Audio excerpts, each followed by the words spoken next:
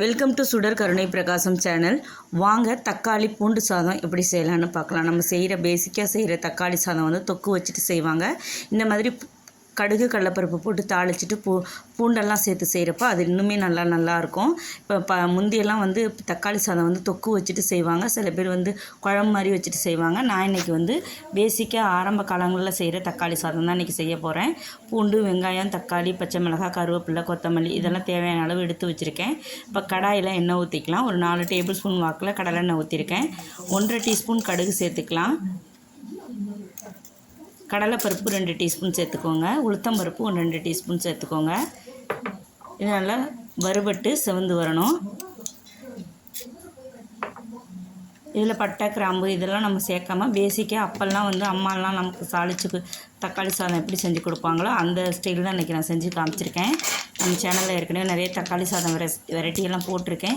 எங்கள் அம்மா நான் ஸ்கூல் போகிறப்ப எப்படி தக்காளி சாதம் செஞ்சு கொடுப்பாங்களோ அதை இன்றைக்கி நான் செஞ்சு காமிச்சிருக்கேன். இதெல்லாம் நல்லா செவந்ததுக்கப்புறம் 1 டீஸ்பூன் சோம்பு சேர்த்துக்கலாம்.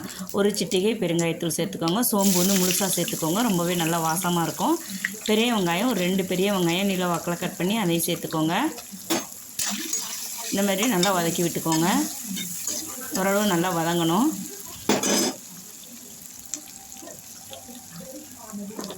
இந்த வெங்காயம் வதங்குறதுக்கும் பூண்டு சேர்த்துக்கலாம். ஒரு 2 கைப்பிடி அளவுக்கு நல்ல பெரிய பூண்டாக நான் எடுத்து சேர்த்துருக்கேன். இந்த தக்காளி சாதத்துக்கு சின்ன பூண்டு இருந்தாலும் நீங்கள் சேர்த்துக்கலாம். இந்த தக்காளி சாதத்தில் இந்த பூண்டை தொட்டுக்கிட்டே நாங்களாம் சாப்பிடுவோம். ஸ்கூல் போகிறப்ப இப்படி தான் எங்கள் பேசிக்காக எப்படி தக்காளி சாதம் செய்வாங்களோ அதுமாரி செஞ்சு கொடுப்பாங்க. தாளிச்சிட்டு கடுகு கடலைப்பருப்பு போட்டு இந்த தக்காளி சாதத்தை அடிச்சிக்கவே முடியாது. நம்ம தக்காளி சாதம் பிடிச்சவங்களுக்கு தெரியும். இப்போ கடலைப்பருப்பு போட்டு எல்லாம் தாளித்து இந்த மாதிரியெல்லாம் செஞ்சுட்டு வெங்காயம் போட்டு வதக்கிட்டு பூண்டும் போட்டு நல்லா வதங்கினதுக்கப்புறம் கல்லுப்பு ஒரு கொஞ்சமாக சேர்த்துருக்கோம். நம்ம தேவைப்பட்டுச்சுன்னா நம்ம இன்னும் லாஸ்ட்டாக சேர்த்துக்கலாம். இப்போ அதளவுக்கு நல்லா வதங்கிடணும். வெங்காயம் ஓரளவுக்கு நல்லா வதங்கி சுருண்டு வந்ததுக்கப்புறமா கருவேப்பிலை சேர்த்துக்கலாம். தக்காளி சாதம் பல விதமாக செய்யலாம். இது வந்து பேசிக்காக நான் ஸ்கூல் போகிறப்ப எங்கள் அம்மா செஞ்சு கொடுக்குறத தான் இன்றைக்கி நான் செஞ்சு காமிச்சிருக்கேன். ரொம்பவே நல்லாயிருக்கும். இந்த பூண்டு வந்து முழுசாக அப்படியே போடுவாங்க, தட்டெல்லாம் மாட்டாங்க, அப்படியே போடுவாங்க. ரொம்பவே நல்லாயிருக்கும். பச்சை மிளகாய் 3 பச்சை மிளகாய் சேர்த்துருக்கேன். எப்போ நம்ம பெருசாக செய்கிறத விட இந்த மாதிரி சிம்பிளாக செய்கிற இந்த சாதம் வெரைட்டி ரைஸ் எல்லாம் வந்து ரொம்பவே டேஸ்ட்டாக இருக்கும். இதில் ஒரு இஞ்சி பூண்டு பேஸ்ட்டு எதுவுமே கிடையாது. பேசிக்காக தாளிச்சிட்டு நம்ம வந்து செய்கிறது தான். பூண்டு மட்டும் நம்ம முழுசாக சேர்க்குறோம். இப்போ கொஞ்சமாக மஞ்சத்தூள் சேர்த்துக்கலாம். அதையும் சேர்த்து நல்லா வதக்கி விட்டுக்கோங்க. இந்த மாதிரி ஓரளவுக்கு கண்ணாடி பதம் வந்ததுக்கப்புறமா நம்ம தக்காளி சேர்த்துக்கணும். நல்லா வதங்கிடுச்சு.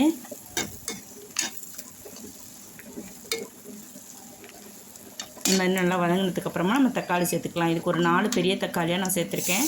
நல்லா நீல வாக்கில் கட் பண்ணிவிட்டு இந்த மாதிரி சேர்த்துக்கோங்க. தக்காளி சாதம் பல வகையில் செய்யலாம். நம்ம சேனலில் ஏற்கனவே குக்கரில் எப்படி செய்யலாம், தொக்கு வச்சுட்டு எப்படி செய்யலாம், இல்லை ஒரு பாட்டிலில் தொக்கு மாதிரி செஞ்சு ஒரு 10 நாள் ஸ்டோர் பண்ணுறது எப்படி அப்படிங்கிற பல வெரைட்டி இதில் நான் செஞ்சு காமிச்சிருக்கேன் ஏற்கனவே. இது வந்து பேசிக்காக அந்த காலத்துலலாம் அம்மாக்கள் வந்து நமக்கு தக்காளி சாதம் எப்படி கிளறுவாங்களோ அதை தான் இன்றைக்கி செஞ்சு காமிச்சிருக்கேன். இதுக்கு 2 கப் அளவுக்கு ரைஸ் நான் வந்து உதிராக வடித்து வச்சுருக்கேன். இப்போ தக்காளி நல்லா வதங்கி சுருண்டு இந்த மாதிரி வந்துட்டு ரொம்ப தொக்கு பதம் இதெல்லாம் கிடையாது. லைட்டாக தக்காளி வந்து அப்படியே கொஞ்சம் இந்த சதையெல்லாம் கரைஞ்சி வந்தால் போதும். இந்த மாதிரி ஓரளவுக்கு வதங்கினதுக்கப்புறமா நம்ம சாதத்தை இதில் கொட்டி கிளற வேண்டியது தான். இதுக்கு வந்து சாப்பாட்டு அரிசி, வீட்டுக்கு வடிக்கிற சாப்பாட்டு அரிசி தான் நான் வடித்து வச்சுருக்கேன். 2 கப்பு ரைஸ் இது நல்லா தாராளமாக 3 பேர் சாப்பிட்லாம். அந்த அடுப்பை சிம்மில் வச்சுட்டே இந்த சாதத்தை கிளறுங்க. அப்போ தான் அதில் வந்து சாதம் வந்து நம்ம வந்து மத்தியானம் சாப்பிட்றதுக்கு ஸ்கூலுக்கெல்லாம் கொண்டு போகிறப்போ வந்து கெட்டு போகாமல் இருக்கும். இந்த மாதிரி நல்லா கைப்படாமல் நல்லா கிளறி விட்டுக்கோங்க. இந்த டைமில் உப்பு செக் பண்ணி பார்த்துக்கோங்க. உப்பு பத்தலைன்னா நீங்கள் சேர்த்துக்கலாம், ரொம்ப சேர்த்துறாதீங்க. இதில் எந்த ஒரு மசாலாவும் இல்லை. சாதாரணமாக நம்ம செய்கிற தக்காளி சாதம் தான் இன்றைக்கி நான் செஞ்சு காமிச்சிருக்கேன். ரொம்பவே டேஸ்ட்டாக இருக்கும். பூண்டு இந்த மாதிரி முழுசாக போட்டு செஞ்சு பாருங்கள். கண்டிப்பாக வீட்டில் எல்லாருக்கும் பிடிக்கும். இந்த ரெசிபி உங்களுக்கு பிடிச்சிருந்துச்சுன்னா சுடர் கருணை பிரகாசம் சேனலுக்கு மறக்காமல் சப்ஸ்கிரைப் பண்ணுங்கள், லைக் பண்ணுங்கள், ஷேர் பண்ணுங்கள், கமெண்ட் பண்ணுங்கள். நன்றி, வணக்கம்.